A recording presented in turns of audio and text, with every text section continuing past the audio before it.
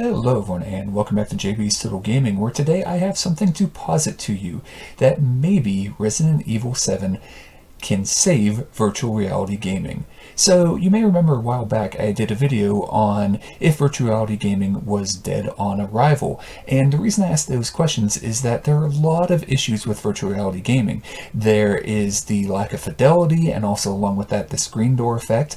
There is the motion sickness that can go on that can be a real issue. There is the lack of interactivity, being completely blocked out from everything with that headset on. But if you talk to gamers, there is one issue that comes up again and again. Early adopters that have played virtual reality say time and time again that all of these games are tech demos. They aren't real games. They aren't real experiences. They're just gimmicks using virtual reality. And well, that's not true for Resident Evil 7. You see, the real issue, and this is what I talk about in the video too, is the lack of, well, sustainability. It isn't worthwhile for a company to make a virtual reality game. Why? Because there isn't a big enough install base, so even if it's popular, they aren't going to make their money back if they're making a full AAA feature video game.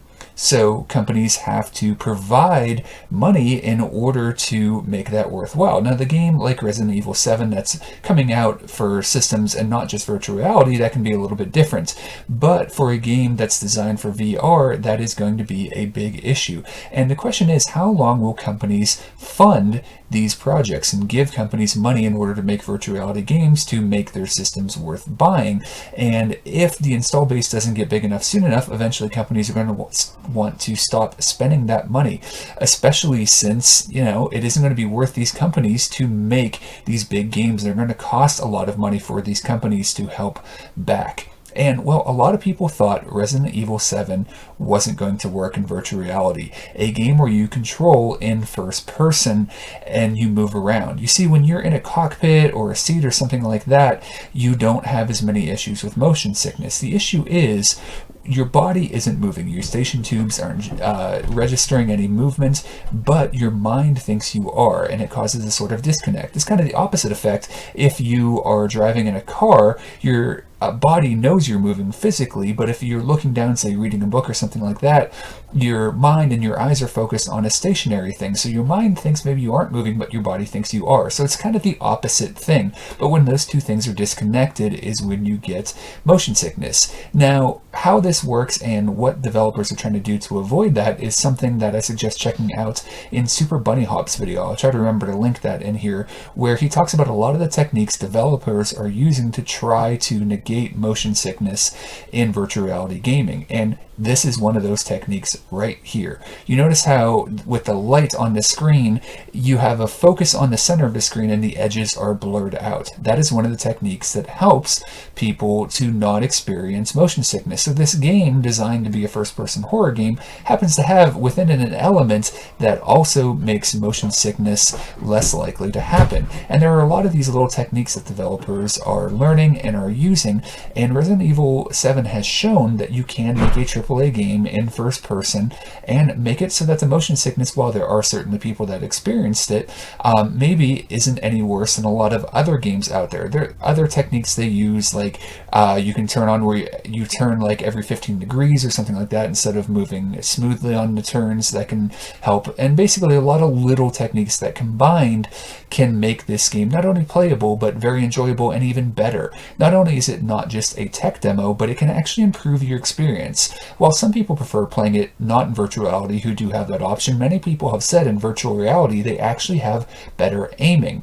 The game actually aims where you look with your headset, and while it may be a little difficult to get used to at first, many people have reported they've actually gotten much more accurate with the game using the headset than they were, say, with a controller after they got used to it. So it's adding to gameplay with the virtual reality, not just being a gimmick or a tech demo. So this shows that maybe you can make AAA games, make them good, make them worthwhile, and make them worth playing in VR, not just for the gimmick of it, but to even enhance the experience. And obviously you're enhancing a horror experience being in virtual reality. And while there are some things people didn't necessarily like kind of your arms being dismembered and you're not really having a body in virtual reality and things like that, again, I'm pretty sure those choices were made made in order to actually help negate motion sickness more than anything else. And it's proved that it can work. And, well, Valve, probably not directly because of this, they probably already had them in development, but has recently announced they're working on some full-fledged games in virtual reality. Now, whether or not any of those games are going to be Half-Life 3, I guess we'll have to wait and see.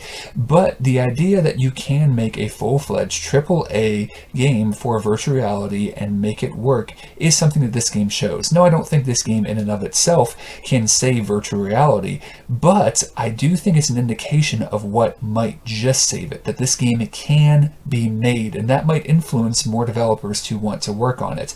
And the real question at this point is, if this continues to go on, how long are developers going to continue to fund games, specifically ones that are specifically made for virtual reality, that are going to need additional funding in order to be made, and not a game like this that most of its sales aren't going to be based on that virtual reality? Well, I don't know. Is virtual reality going to go the way of the 3D TV, and eventually, because there isn't the install base, there isn't the long-term interest, it is more of a tech demo and a gimmick? Well, that could still happen, because I don't think it'll be this generation of virtual reality that gets big enough. But if they continue into another generation, if developers keep coming up with new techniques, if they keep working on things and making more and more of these games, which make more people want to buy virtual reality, then it may be possible that virtual reality can be saved because of games like this, games that are learning everything they can, putting it together to make a full AAA game that works well, that people will want to play, not just because it's a gimmick, but because it actually adds to the experience being in virtual reality.